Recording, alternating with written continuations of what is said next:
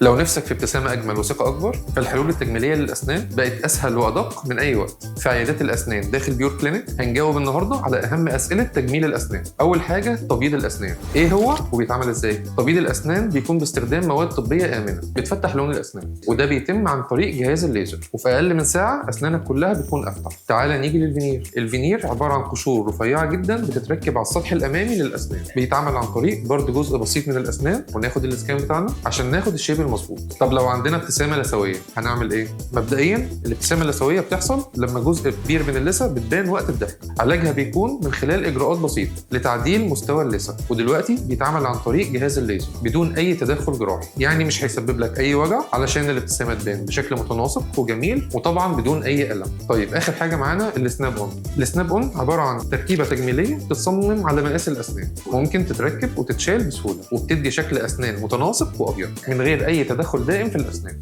ابتسامتك ممكن تبقى اجمل بكتير لما تختار الحل المناسب لحالتك. وفي عيادات الاسنان داخل بيور كلينيك هتلاقي الخبره والتقنيات اللي تساعدك عشان توصل لافضل ابتسامه.